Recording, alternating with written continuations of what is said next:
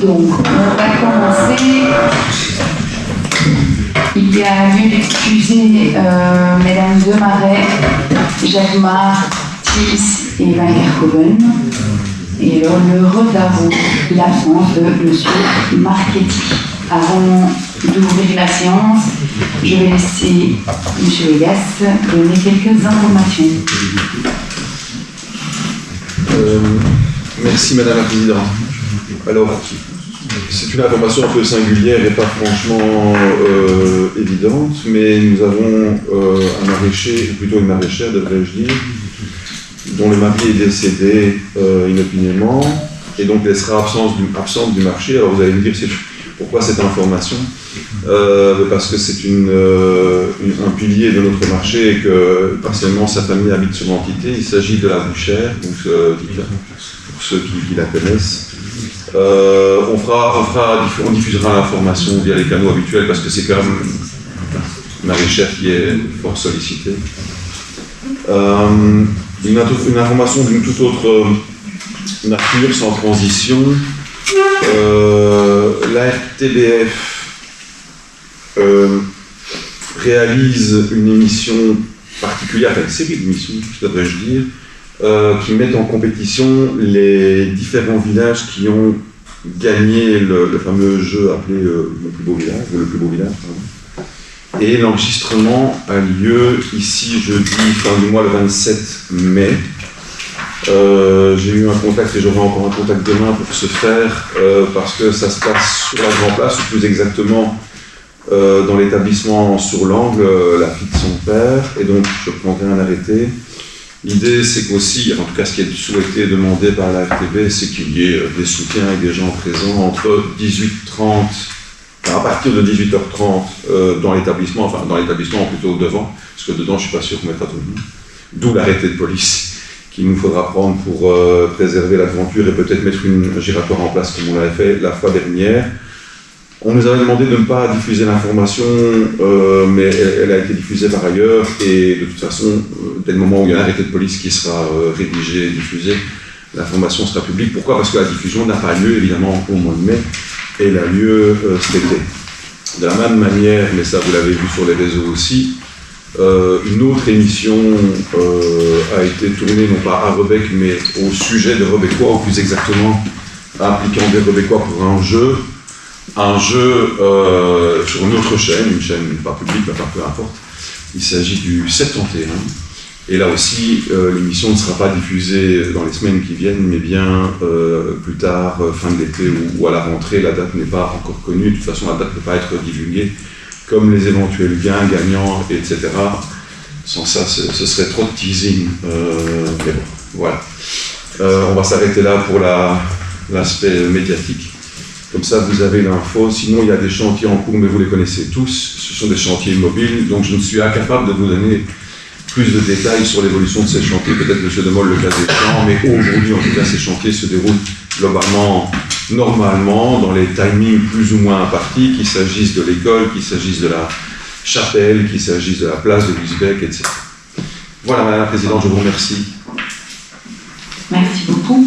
On va donc passer au premier point de l'ordre du jour, approbation du procès-verbal de la séance antérieure. Est-ce qu'il y a des questions ou des demandes d'intervention ? Non, on peut passer au vote. Monsieur Vegas. Oui. Madame Bertolini. Oui. Monsieur Demolle. Oui. Monsieur Morel. Oui. Madame Foucault. Oui. Madame Mancini. Oui. Monsieur Delimal. Oui. Monsieur Otex. Oui. Monsieur Zeguer. Oui. Monsieur Van Bommel. Abstention. Madame Bonbois. Oui. Pardon. Madame Valodelag. Oui. Madame... non, Monsieur Valquemir. Oui, présent. Monsieur Maillard. Oui. Madame Béliard. Oui. Monsieur Isolman. Abstention. Madame Foucault. Oui. Personne. Et pardon. Il était... Une abstention pour moi. Autant pour moi. Ah, ok. Correction de vote. Correction de vote, ok. Je pensais que j'avais passé. On peut passer au point 2, fabrique d'église Saint-Fiacre de Luisbeck, compte 2025, approbation. Est-ce qu'il y a des questions ou des demandes d'intervention ? On peut voter. Monsieur Vegas. Oui. Madame Venturelli. Oui. Monsieur Demol.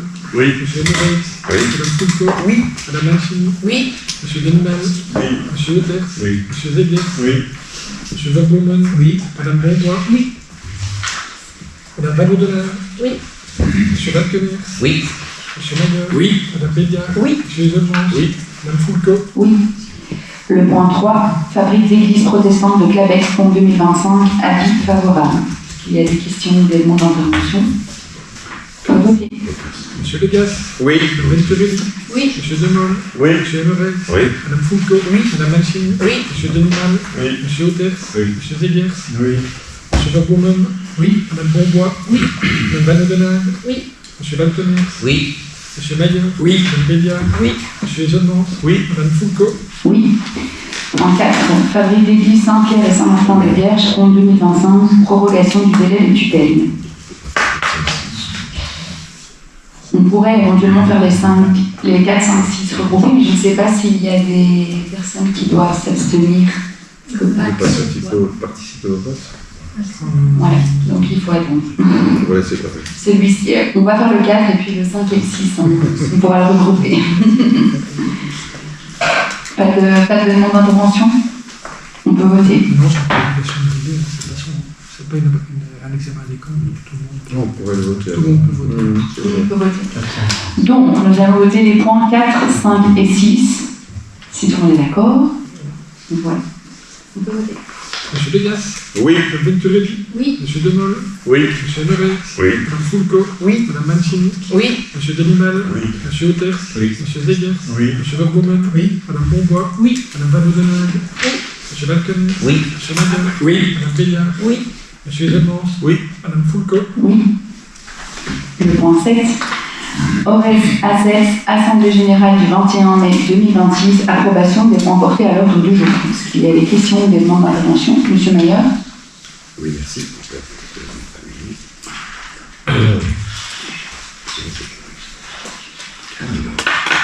Donc le point précise que la commune a reçu le 20 avril la convocation de l'Assemblée Générale. Nous recevons cette information le 11 mai.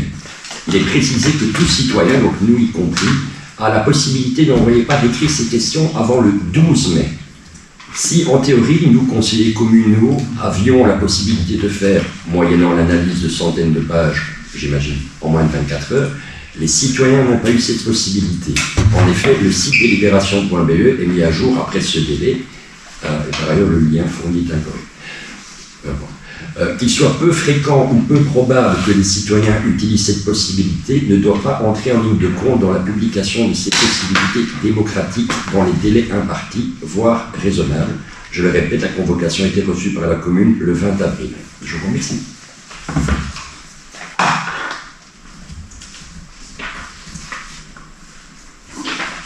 Pas d'autres demandes d'intervention?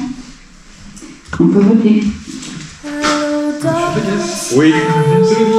Oui. Monsieur Demol. Oui. Monsieur Morex. Oui. Madame Fulco. Oui. Madame Mancini.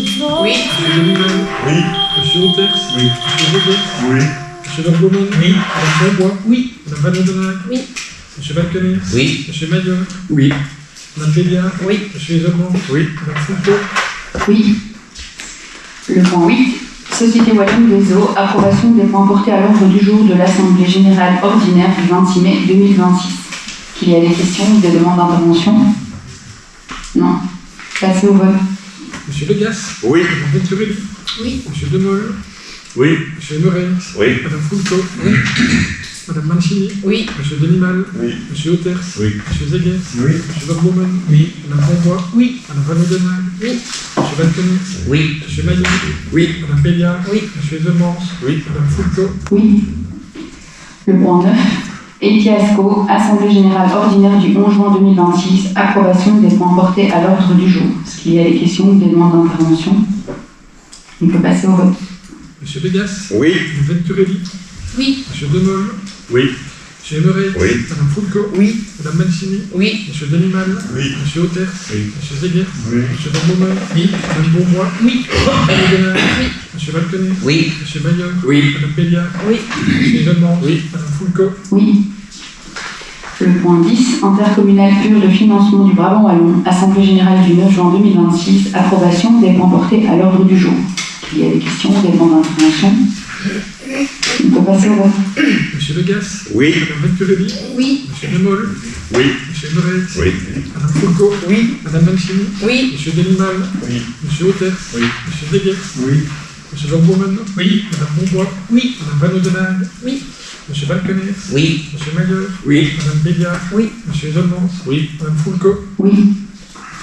Point 11, Conseil consultatif communal des aînés, remplacement de Madame Sybille Béliard, démissionnaire. Donc c'est Monsieur Maillard qui va la remplacer. Madame Béliard.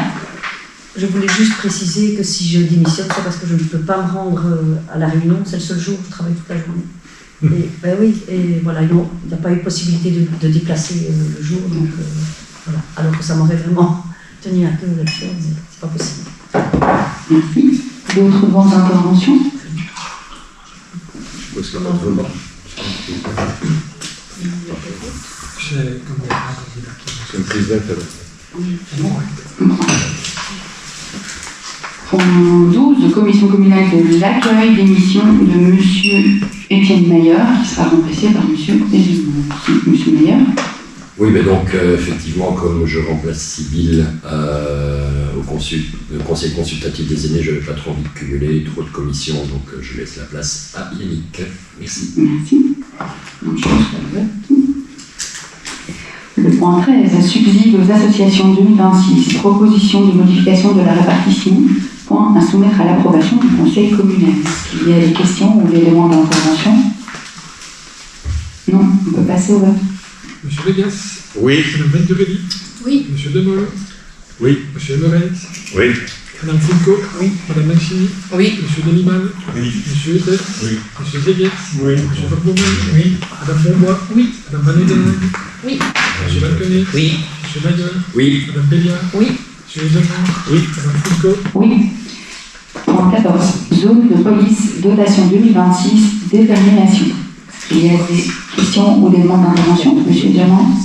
En fait, c'est une question purement technique. On avait essayé de réobtenir les pourcentages en prenant un chiffre de la population, mais on ne peut pas tomber sur les mêmes valeurs.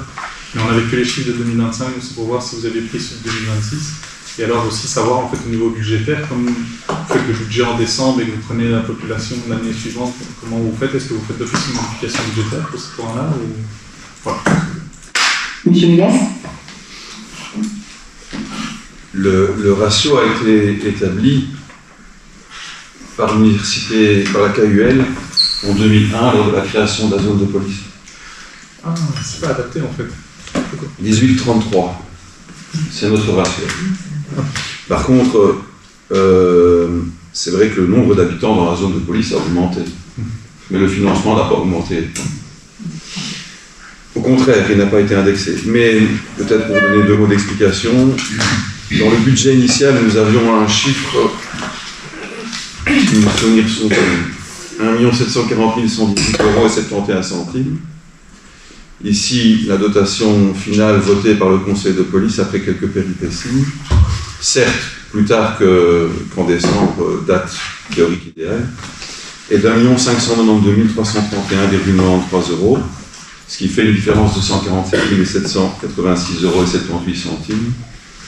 Les discussions furent difficiles et âpres, les ambitions du chef de corps et je dirais de tout le corps de police étaient élevées et les capacités financières des 4 communes, singulièrement de la commune de Tubize mais de la nôtre également, n'étaient pas suffisantes que pour faire face à une augmentation de plus de 10% ou de près de 10%. Là on est quand même sur une augmentation par rapport à la dotation antérieure de 6%, ce qui est assez conséquent. Indépendamment de l'index des biennales, puisque l'essentiel des frais de la zone de police sont des frais liés au personnel, et le personnel forcément est indexé, enfin jusqu'à preuve du contraire, et a droit aussi à des promotions le cas échéant.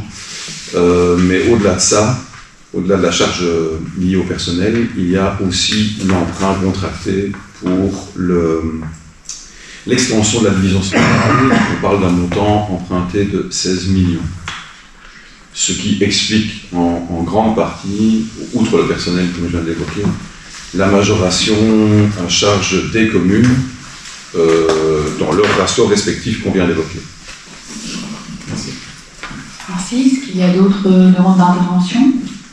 Peut-être juste une petite précision pour avoir les secrétaires de la zone. La population, ça joue, mais uniquement pour la détermination du nombre de conseillers. Donc là, parfois, on connaîtra peut-être un jour un basculement du dernier conseiller, j'ai envie de dire, vers l'une ou l'autre commune. Mais c'est tout. On peut passer au vote. Monsieur Légas, Oui. Madame Venturelli, Oui. Monsieur Demol, Oui. Monsieur Neves, Oui. Madame Fulco, Oui. Madame Mancini, Oui. Monsieur Denimal, Oui. Monsieur Hotels, Oui. Monsieur Zegers, Oui. Monsieur Rodbourmen, Madame Bourbois, Oui. Madame Van Oudenaar, Oui. Monsieur Valkenex, Oui. Monsieur Mayer, Oui. Madame Béliard, Oui. Monsieur Isolmans, Oui. Madame Fulco. Oui. Monsieur Less. Alors, concernant la zone de police, je voudrais ajouter que le Parlement fédéral a voté la nouvelle loi, enfin la modification de la loi qui réforme la réforme, si j'ose dire, et pas uniquement pour Bruxelles, puisque vous savez que sur Bruxelles, l'ambition était d'avoir une zone unique. Je ne ferai aucun commentaire par rapport au fond du dossier, mais je voulais juste dire que ça a un impact sur la Wallonie, puisque à partir de la publication de cette nouvelle législation, de cette adaptation de la législation, les conseils de police ne seront plus. Donc le dernier conseil de police a déjà eu lieu. Merci. On passe au point 16, marché de travaux, fourniture non, point 15. Pardon. Point 15, plan d'investissement réseau d'égouttage, SCGE, Fonds extraordinaire régional d'investissement 2026-2030, approbation du listing des projets prioritaires et des montants. Je vais donner la parole à M. Demol. Donc c'est l'intervention de la SPGE via INBOE dans le réseau, dans le projet de réseau d'égouttage au niveau communal. Il y a 4 projets retenus, la rue du Radou, rue Miguel, rue Cantelot et la chaussée de Tulis, pour un montant de 382 568 €. Merci. Est-ce qu'il y a des questions ou des demandes d'intervention? Non, on peut passer au vote. Monsieur Légas, Oui. Madame Venturelli, Oui. Monsieur Demol, Oui. Monsieur Neves, Oui. Madame Fulco, Oui. Madame Mancini, Oui. Monsieur Denimal, Oui. Monsieur Hotels, Oui. Monsieur Zegers, Monsieur Rodbourmen, Madame Bourbois, Oui. Madame Van Oudenaar, Oui. Monsieur Valkenex, Oui. Monsieur Mayer, Oui. Madame Béliard, Oui. Monsieur Isolmans, Madame Fulco. Oui. Le point 16, marché de travaux, fourniture et installation d'une climatisation au sens administratif, approbation des conditions et du mode de passation. Il y a des questions ou des demandes? Monsieur Demol. Voilà, donc on repasse le marché concernant les conditionnés ici à la maison communale pour un montant total de 52 756 €. Pour le reste, par rapport au cahier de charge, donc a été supprimée la partie entretien qui était bien indicatif. Pour le reste, si vous avez des questions. Monsieur Demol. Oui, donc en fait, la semaine dernière, M. Mayer a exprimé ma crainte que le placement de ces climatisations se fasse sans avoir étudié la cause du problème. Et suite à votre réponse qui expliquait le problème de surchauffe, que ce problème de surchauffe était connu de longue date, et qu'il y avait eu une étude menée, j'ai demandé à voir l'étude et il se trouve que l'administration n'a pas pu me la fournir. La seule étude que l'administration m'a fournie, c'est une étude sur un problème de sécheresse ressenti dans un bureau. Problème qui est présenté comme ressenti en hiver et non pas en été, et dont l'une des causes identifiées était un chauffage réglé à 24 degrés, ce qui est une température de consigne nettement trop élevée. À noter que le rapport indique également que la chaudière pourrait économiser pas mal d'énergie en étant réglée correctement sur ces températures de départ. Et je me demandais si cela avait été suivi. En tout cas, je l'espère parce que l'étude date d'il y a 9 ans et qu'on parle quand même de quasiment 10% d'économie sur cette consommation. Et donc, toujours est-il que même si j'apprécie que le compteur d'énergie a été prévu dans le projet de délibération, ce dont je vous remercie, le travail pour moi est réalisé à l'envers. avant de climatiser un espace, il y a lieu d'empêcher la chaleur de rentrer dans cet espace. Et ce travail d'analyse ne semble pas avoir été fait, ou en tout cas, l'administration ne semble pas pouvoir nous fournir le travail d'analyse. Je tiens quand même à préciser que je ne voterai pas contre le projet pour une raison simple, parce qu'il nous est présenté comme une solution pour répondre à un problème d'inconfort du personnel. Et il n'est bien évidemment pas possible de m'opposer à un tel objectif, et encore moins de vouloir le retarder plus encore. Cependant, je souhaite exprimer mon opposition à la méthodologie de cette démarche, à savoir placer un appareil qui consomme de l'énergie sans étudier préalablement les alternatives. Pire encore, se dédouaner de cette nouvelle dépense énergétique sur base d'une installation photovoltaïque qui couvre cette consommation. C'est factuellement faux. La démarche des panneaux photovoltaïques était de couvrir la consommation actuelle de la commune, et ce sans même y parvenir, puisqu'on ne couvrait qu'une partie de la consommation de la commune. Il s'agissait de décarboner l'existant et pas de se permettre d'ajouter de nouvelles consommations tous azimuts sous prétexte que c'est couvert par le panneau photovoltaïque. On a plusieurs fois proposé une collaboration en amont de ce type de dossier. Je ne comprends pas la réticence. Il ne s'agit pas que d'avoir accès au cahier des charges, je l'ai bien compris. Il doit souvent être finalisé dans les dernières heures avant la publication de l'ordre du jour, mais bien avoir accès à l'information des projets pour pouvoir les questionner et y apporter nos contributions en temps utile et éviter du retard à l'administration. Aujourd'hui, nous allons donc voter un projet qui peut-être aurait pu être évité. Peut-être qu'il aurait tout simplement fallu placer des écrans extérieurs pour empêcher le soleil d'entrer par les vitres, ou de faire un réglage sur la ventilation double flux pour permettre un free-calling performant. Ce sont des pistes dont je parlais que Étienne relayait dans la dernière intervention, et à ce jour, on n'a aucune garantie qu'elles ont bien été explorées, et je trouve ça regrettable. Voilà, je vous remercie. Merci. Directeur général. Peut-être donner une précision, c'est que l'intervention a été transmise au service technique, donc c'est quand même important. L'étude, vous voulez que... Oui, donc ça je voilà, l'intervention, Étienne me l'avait envoyée lors de la séance précédente, elle a bien été transmise au service technique. C'est quelque chose que je vous rassure qu'on demande depuis très très longtemps, c'est de bien veiller à ce que le système de ventilation fonctionne en été. Le système de programmation est tout sauf abordable pour nos services, c'est quelque chose d'assez lourd à gérer. Donc c'est un des éléments sur lesquels on travaille, c'est de rendre la programmation du système plus simple et surtout gérable par nos propres services pour ne pas devoir chaque fois solliciter la firme extérieure pour changer les programmations du système de ventilation. Ce système de ventilation, rappelez-vous aussi, a été longuement panne suite aux inondations. Il a fallu qu'on remplace toute l'installation qui est située dans les caves. Il y a un double système qui est ici au deuxième étage pour une partie du bâtiment, et l'autre partie est située dans les caves. Par ailleurs, ça n'a pas fonctionné pendant un certain nombre d'années, mais indépendamment de tout ça, même quand ça fonctionne, donc il n'y a pas eu d'études, c'est bien ça que je vous ai répondu. Je vous ai donné la seule étude que nous avions eue, faite par le service technique de l'époque, mais il y a eu des contacts qui ont été pris sur des constats très simples, et notamment, je vous l'avais montré, forcément vous n'étiez pas là dans la dernière réunion, ces petits appareils, il y en a un dans chaque bureau. Donc les agents, c'est plus qu'objectiver, c'est à chaque fois nous montrer la température.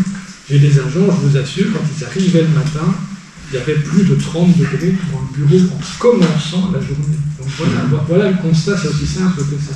Et c'est vrai qu'on ne retrouve pas la réponse par rapport aux demandes de store extérieur, mais comme je vous l'ai dit, j'ai bien payé à la régie technique.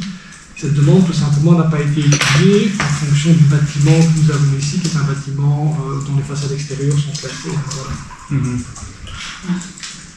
Monsieur Bémol. Donc, au niveau des stores, il existe bien des stores intérieurs au niveau où la climatisation va être installée. Pour en revenir au store extérieur, le bâtiment est classé. Donc, déjà au moment de la construction, ça avait déjà été, et ça a été totalement refusé par tout ce qui est aspect extérieur, et tout ce qui est travaux extérieurs a été refusé par le patrimoine. Donc pour le reste, la toiture,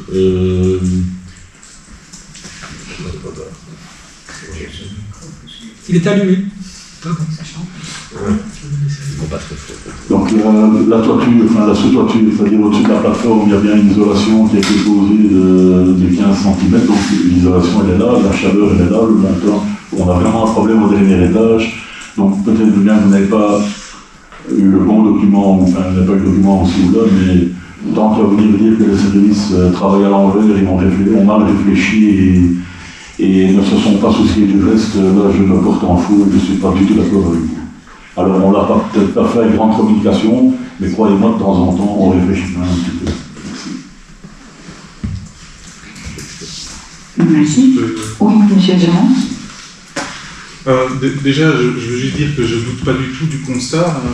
Je ne pense pas que j'ai mis ça dans mon intervention. Donc le fait de voir la température de 30 degrés, c'est pas du tout ce que je visais. Je visais vraiment la cause, l'analyse de la cause. Pourquoi est-ce qu'il y a une surchauffe dans le bâtiment? C'est ce type d'analyse-là qui aurait dû être faite. Et ça, c'est plus des études du type audit énergétique qui permettent de le déterminer. Et donc, voilà, pour l'instant, je ne pouvais pas le savoir. C'est bien si ça a été étudié. C'est pas la seule solution non plus. Par exemple, l'isolation sur la toiture, on sait très bien que ça ne fonctionne pas pour isoler de la chaleur. C'est d'ailleurs pour ça qu'on propose souvent de faire des toitures végétalisées, parce qu'en fait, on doit rajouter de l'inertie au bâtiment. C'est souvent des problèmes d'inertie. Et donc, c'est ce genre d'études-là que je demandais et que je trouvais dommage de ne pas avoir trouvé. Donc, bâtiment classé, même principe. La toiture, elle doit rester quand même maintenant avec des ardoises. C'est le même principe. À un moment ou à un autre, vous avez un bâtiment classé, croyez-moi, je vous rappelle les notations en 2010, pour faire un mur, on a mis 10 ans.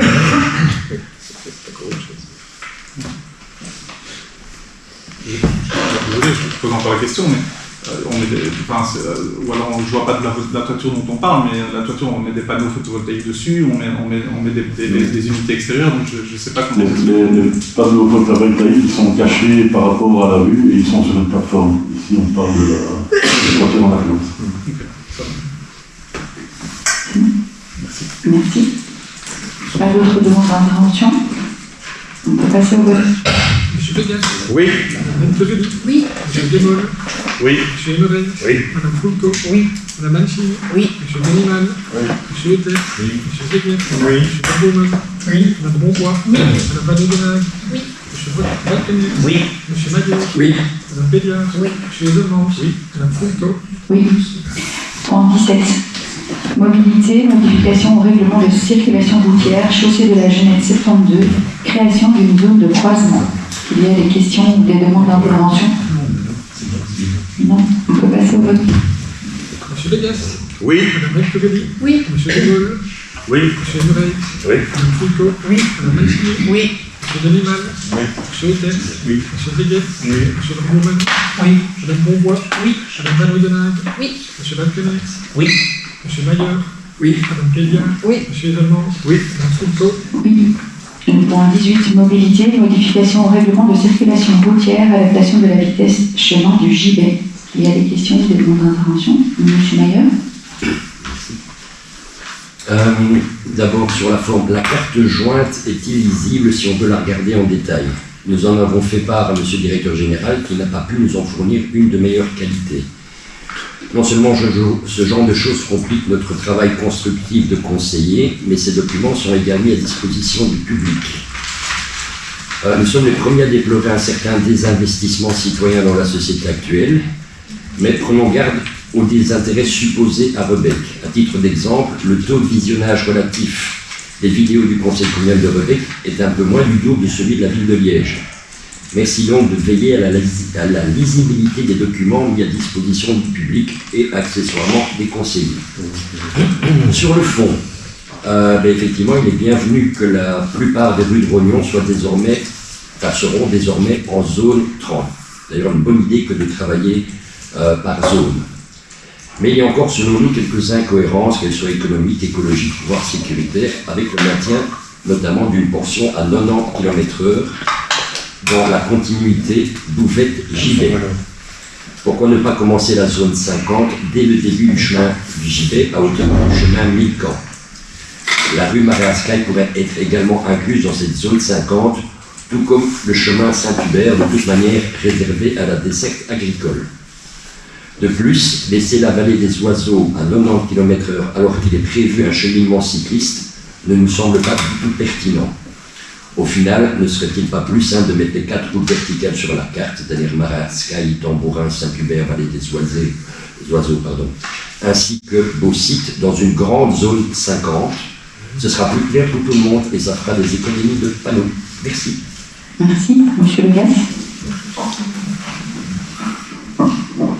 À votre suggestion, lors d'un conseil communal précédent, alors que le dossier avait été instruit de manière assez fine et complexe, à l'aide non seulement des services internes, mais aussi de services externes, en ce compris les services de la région, qui sont notre tutelle, et qui peuvent, le cas échéant, comme c'est déjà arrivé quelquefois, annuler ou contester une décision qui est prise et nous la faire changer. Donc, suite à votre suggestion, ou à vos suggestions précédemment, lors d'un conseil, nous avons resoumis tout cela, suggestions qui étaient vôtres, aux différents, avec S, services. Et ce qui nous revient, c'est ceci. Donc, à un moment donné, on peut vouloir faire, comme on fait en Flandre, hein, mettre toutes les rues en dehors des agglos à 70, parce qu'en Flandre, c'est le cas, vous avez suivi ça. Mais en Wallonie, ce n'est pas le cas, c'est 90. Et donc, quand on veut installer des zones, qu'elles soient 30 ou 20, le cas échéant, ou 50 ou 70, il faut motiver, argumenter, délimiter et avoir l'accord de la tutelle. On ne l'a pas eu. Donc, ce qu'on a fait, ce qu'on propose ici, c'est déjà un aménagement ou une modification de ce qui avait été proposé initialement, suite à certaines des suggestions qui avaient été faites, de part et d'autre d'ailleurs, et avec l'accord finalement de la tutelle et des services. Mieux, ce ne sera pas possible. On a été au bout du bout.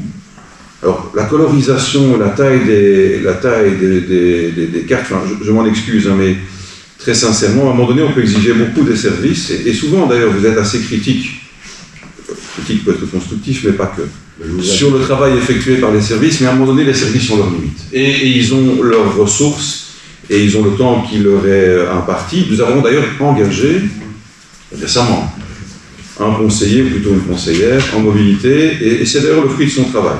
C'est son premier emploi, donc elle fait ses armes, et il n'y a pas 36 personnes pour l'épauler, l'accompagner, et aller chercher des cartes plus fines, ou plus précises, ou plus grandes. Mais le directeur général a sans doute bien pris note de votre remarque par rapport à cet aspect.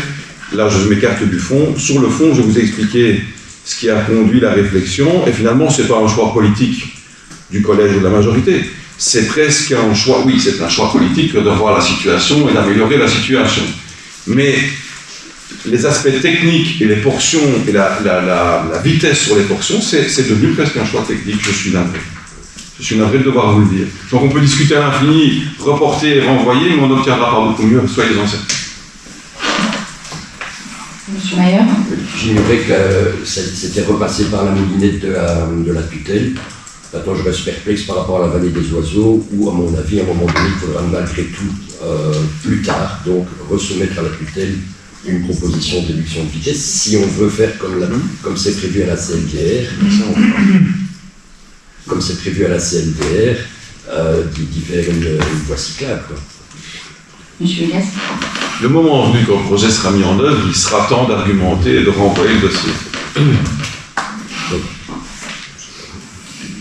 Merci. Pas d'autres demandes d'intervention? On peut passer au vote. Monsieur Degas. Oui. Madame Thurémy. Oui. Monsieur Demolle. Oui. Monsieur Lebret. Oui. Madame Foulco. Oui. Madame Mancini. Oui. Monsieur Bellimal. Oui. Monsieur Otex. Oui. Monsieur Deguet. Oui. Monsieur Verbombel. Madame Bonbois. Oui. Madame Ranaud-Donat. Oui. Monsieur Barthélémy. Oui. Monsieur Maillot. Oui. Madame Béliard. Oui. Monsieur Evans. Oui. Madame Foulco. Oui. Je vous propose de regrouper les points 19, 20 et 21 qui concernent l'enseignement et la prise en charge de périodes sur fonds communaux pour l'année scolaire 2026-2027. Je vais donner la parole à Madame Latorelli. Oui, donc les trois points sont liés.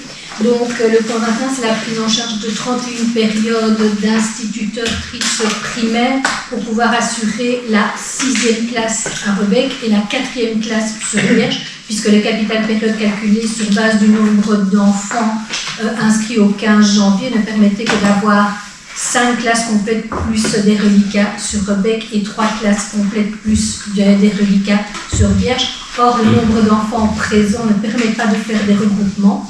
Et donc, en lien avec cette prise en charge et la création de classes supplémentaires, il nous faut également prendre 2 périodes d'éducation physique supplémentaires pour assurer les cours d'éducation physique pour ces classes, et même chose pour le cours de philosophie et citoyenneté.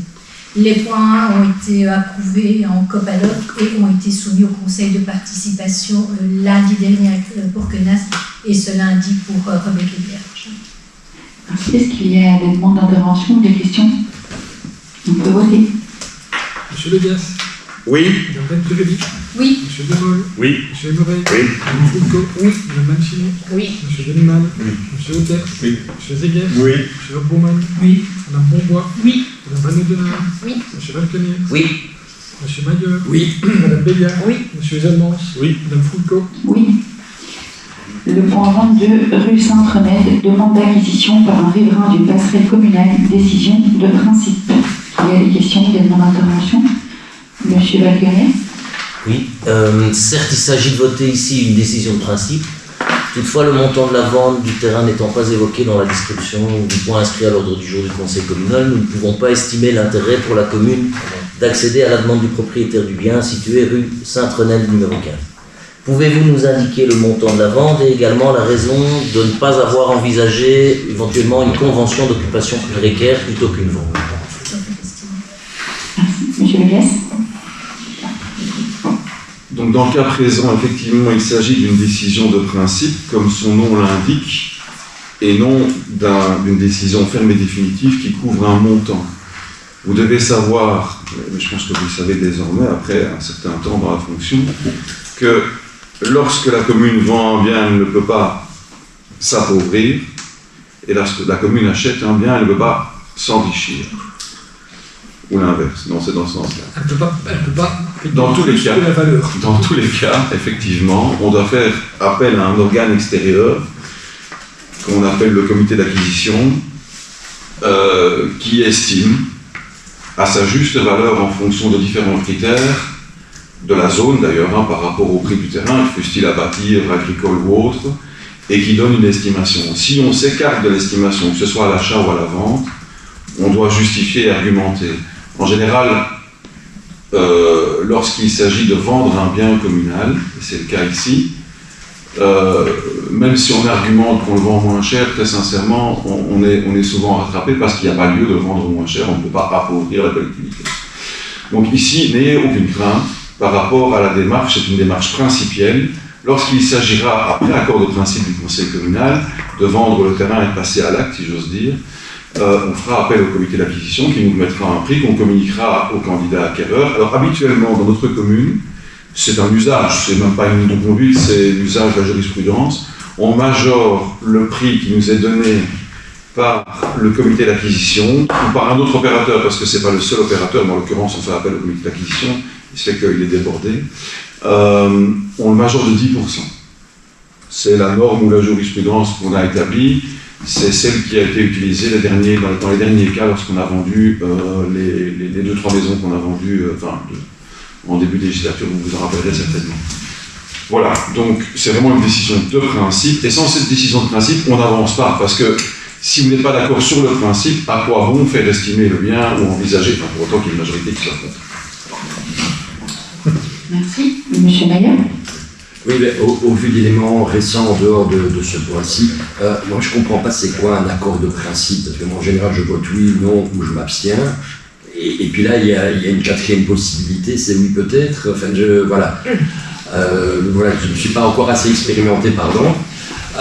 Et alors j'avais une autre question, évidemment on parle d'un excédent de voirie, et donc, je veux dire administrativement, en dehors de notion de plan de secteur, ça deviendrait du terrain bâtissable ou pas? Et alors, si oui, qu'est-ce qu'on a comme garantie qu'il n'y ait pas un immeuble ou même en termes d'imperméabilisation du sol ici? Donc voilà, je voulais un peu comprendre un peu mieux. Merci. Monsieur Legas. Donc l'affectation du sol, elle est prévue par le plan de secteur. Et il est clairement indiqué que c'est une zone rouge au plan de secteur. Donc c'est du terrain à bâtir. C'est pas l'objet de la vente, et c'est pas la vente qui va, le cas échéant, modifier l'affectation du sol au plan de secteur. D'ailleurs, une affectation au plan de secteur, un changement d'affectation au plan de secteur, c'est une procédure quasiment impossible, enfin que soit. Ça c'est pour la digression. En ce qui concerne l'excédent de voirie, enfin de manière plus globale d'ailleurs, parce que le mot finalement ne dit pas exactement ce qu'on doit pouvoir dire de manière générale, les voiries ne sont pas bornées. Contrairement à un terrain privé dont vous êtes propriétaire, à titre individuel, vous avez théoriquement un bornage. En tout cas, de nos jours, c'est devenu quasi systématique ou automatique. Les biens publics, et certainement les voiries, parce que quand on parle de bâti de type privé qui appartient au public, c'est encore différent. Mais quand il s'agit de voiries, les voiries ne sont pas bornées. Et donc, par définition, le terrain qui est en bordure de voirie qui appartient à la commune, c'est certes un excédent de voirie, mais ça ne veut pas dire que c'est une voirie excédentaire. Ça veut dire que c'est un terrain contigu à une voirie, et comme c'est pas bordé, on le vocabilise, on le nomme, on lui donne un nom, excédent de voirie. Voilà. Alors après, dans le cas qui nous occupe, c'est bien une décision de principe, et il n'y a pas peut-être. C'est oui sur le principe, non sur le principe, ou je m'abstiens sur le principe. Donc c'est une décision de principe pour pouvoir avancer et aller plus avant et demander une estimation et conclure la vente. C'est vraiment une décision principielle. Si le conseil devait être majoritairement opposé au principe de la vente, ben on ne va pas plus loin, on ne peut pas travailler les services pour rien. Merci. Monsieur Demande. Oui, mais sur la question de l'artificialisation du sol, en fait, parce que quand on regarde actuellement, ils disent que de toute façon, ils l'utilisent déjà comme parking. La seule chose, c'est que comme ils l'utilisent de manière entre guillemets clandestine, ils n'ont pas fait de parking, ils n'ont pas bétonné, ils ont un peu de gravier et c'est tout. Est-ce que le fait de leur revendre la partie ne va pas faire qu'ils vont faire un grand parking en béton? Et est-ce que vous avez, entre guillemets, la possibilité de mettre une condition à la vente ou ce genre de choses? Est-ce qu'il y a que l'urbanisme qui pourra déterminer ça? Monsieur Hugues. Donc, demain, lorsqu'ils seront propriétaires, bien qu'ils auraient pu introduire un permis sur un terrain dont ils ne sont pas propriétaires, dans ce pays, ça se fait, en tout cas en Wallonie. Mais demain, lorsqu'ils seront propriétaires, si accord de principe et vente seraient conclus, s'ils veulent faire quoi que ce soit, un muret, un cabanon, une dalle d'asphalte ou de béton, ils devront introduire une demande de permis, effectivement.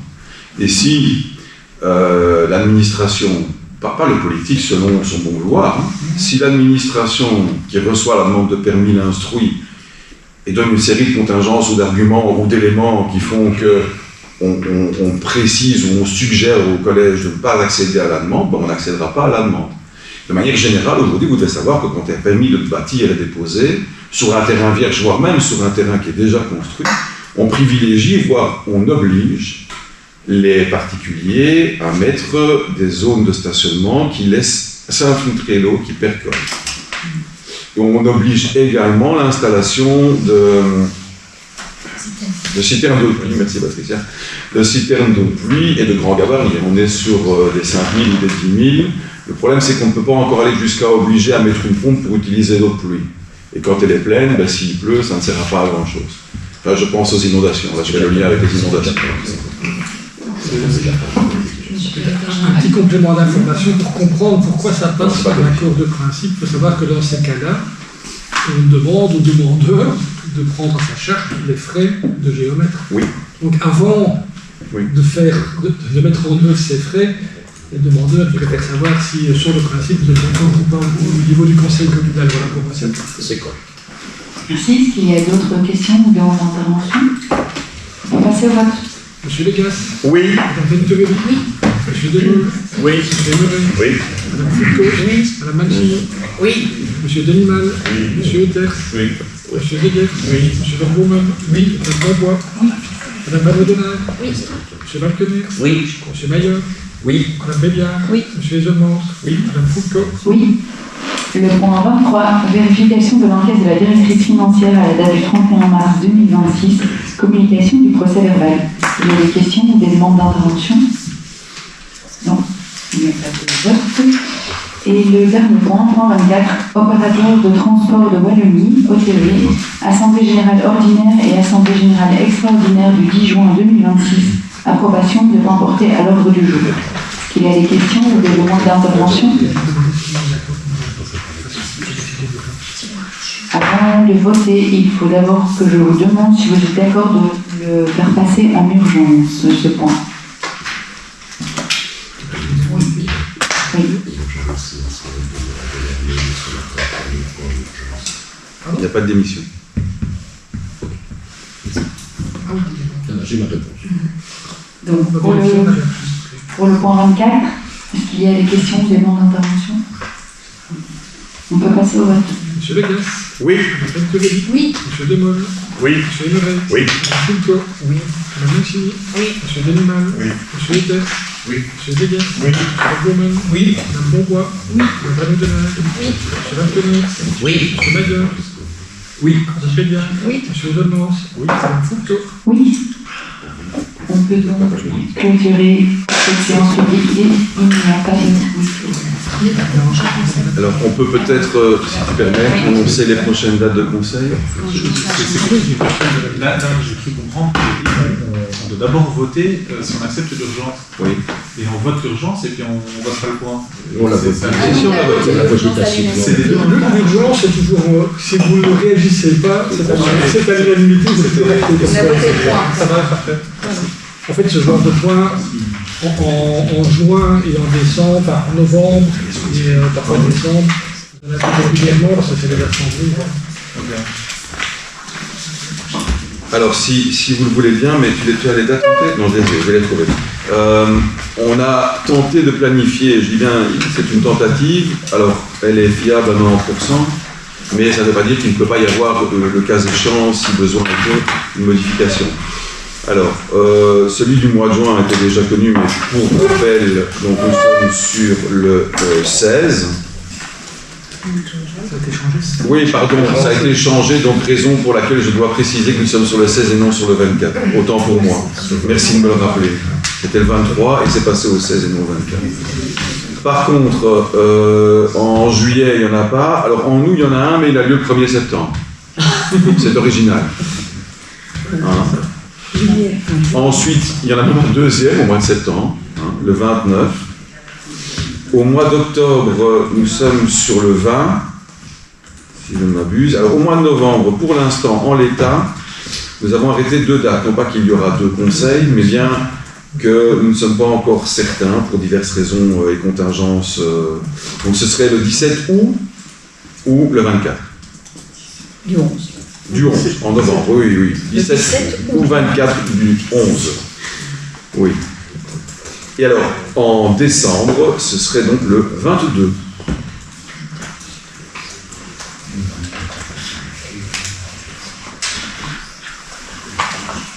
C'était le 22 ou le 25, on avait hésité. Ou 24, oui. 24 pour soi. Juste après le marché. On peut donc clôturer cette séance du Conseil communal. Bonne soirée à tous. Merci. On n'a pas signé. 48 mois, on n'a pas signé. Je demande aux conseillers communaux de rester.